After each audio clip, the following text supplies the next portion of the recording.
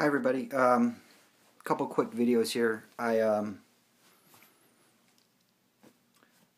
Really quick. There's the way the comic scene where I live works is there's a couple independent comic shops, and then there's like two chains. One of the chains, which is where I have my pool box, and it's been there for 2 months, and I finally got one book out of my pool box after 2 months. Because they're like, oh, it'll come in, and I ended up getting the new issue of Saga. That's it. I have like 7 titles in there, and moving on. Okay, so there's two chains and a bunch of smaller book stores. One of the smaller shops is the one I always go to, where everything's half off, and I love that place. There's another one that's in the city. It's probably about 40 minutes from here. And that guy's kind of a jerk. And then there's Vintage Stock, which is like video games and movies. And it's one of the chains. And you kind of have to be careful about what you get there. I've gotten some, like the books I got where the sticker was on the cover, or the comic rather than the bag. That was Vintage Stock. But there's a lot of kids that go into this place, and people that don't really read comics just kind of like leaf through the issues, so you end up with a lot of shelfware. And then there's another chain. It's called Bebop, and they tend to just buy out stores, and then just either take over their storefront or just recycle their stock through their other places. There's like 14 of them. They don't really like to bag their stuff, and their prices are kind of weird. You're not going to find anything cheaper than $2, which is cool. But anyway, we drove by one yesterday, and I'm like, hey, let's stop. And they're like, oh, okay. So we did. I walk in, and the guy goes, hey, are you looking for anything in particular? And I'm like, yeah, I'm looking for Commanding number 2. And he goes, hey, we got one. I'm like, sweet. So I picked this up. I paid a little bit more for this than I have for the rest of my Commanding books, but it's in pretty good shape. I paid like $2 less for this than I did for my awesome copy of number 1. So I'm probably just going to go back to just picking these up on eBay, because they're great, but paying $8 for an issue versus $2 plus some shipping for an issue, my pockets aren't that deep. I mean, I'm enjoying it immensely, but these might just be like eBay purchases. I also picked up Commanding number 18. This was an upgrade for me. It's funny, because we went to the shop, and I've been spending months like making my list, my master inventory list, and I completely forgot to take it with me. So I'm like trying to remember whether or not I had this issue, but I think I paid $3 for it, and it's in pretty good shape. So I know the one that I have already of this issue is, the copy I have of this issue already is pretty dinged up, so it's cool. I picked up some Preacher. This is number 8, number 9, number 11, and number 26. I'm down to 3 issues of Preacher left for my run. They're early issues. It's like 2, 3, and 6, or something to that extent. So if any of you guys are, interested in doing a trade, I have a bunch of Bronze Age and some Silver Age X-Men, mostly Bronze Age X-Men. Or, I got a bunch of stuff if you guys are interested in maybe doing a trade.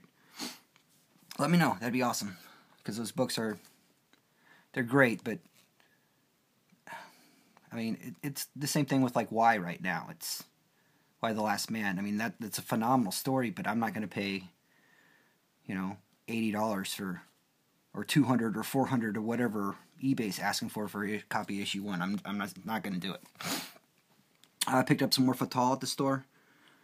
Paid cover, issue 3. This is second printing. I don't really care. Number 4,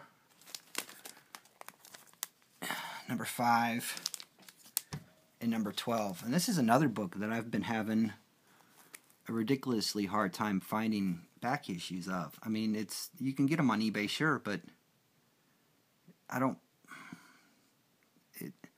16, 17, 18 bucks. This seems kind of crazy. Yeah, it's good. Yeah, I'm enjoying it, but I mean, that's like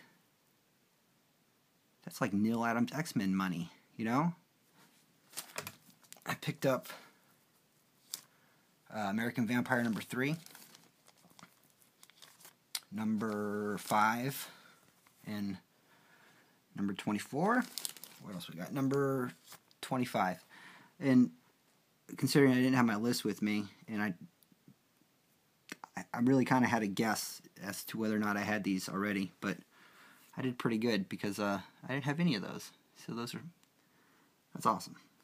I've got 11 more books, I think, to get on this, and then I'm all caught up on that. This is on my pull list too, but I just haven't gotten it in the last 2 months because the comic shop where I have my pull list is a joke. I picked up X Factor #6 or 7, sorry, not 6, 7, and #8. I got to the X Factor part of my list, doing my inventory, and I could have sworn I had all these books. I remember reading them. They had all those. That Walt Simonson run on this was amazing, and Silvestri did a bunch of stuff. I think this is who this is. Yeah, that's Silvestri, and I remember reading them, but I just can't find them. So I'm flipping through, and I'm like, what is it? Apocalypse issues, like what, #6? I'm like, please have 6, please have 6, please have 6. And then, of course, I don't have 6. So I gotta get another copy of that. And I might just hold off until all the buzz dies down from that book. It's cool, but, you know, I'm not willing to pay the price for it, I guess. And my parents brought over some more stuff from their house that belonged to me, a bunch of boxes. And in one of them, I found this. This is a picture I took of McFarlane at I want to say this was the Orlando Comic Con back in the early 90s, maybe. That's pretty cool. He signed it for me. I had a bunch of I found a bunch of stuff that I had signed. This is Hellshock #1, signed by Jay Lee. And this is Marvel's #1, signed by, I don't know if you can see it, but I'll do it like this.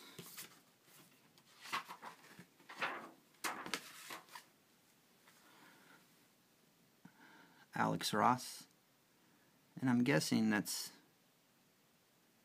Kurt Busiek. I don't know. I didn't leave a note or make a note or whatever.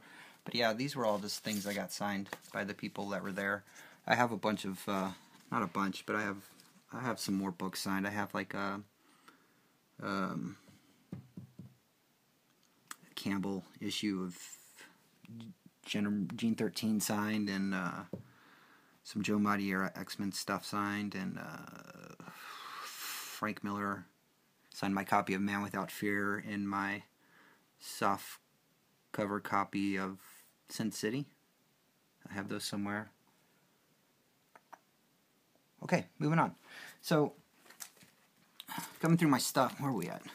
8 minutes. Yeah, we might just stop that there. But yeah, check it out. That's pretty cool. I thought that was pretty neat. Took a Polaroid. He signed it. I had a bunch of these in the box. Not all of them were signed. I had a Joe Quesada and Jimmy Palmiotti. That would have been cool to have signed. I got a Polaroid of like George Perez, and I have one of John Byrne. I had a really cool talk with John Byrne at the time. But yeah, Polaroid, man. That's pretty neat. I thought it was cool. So, yeah. Thanks.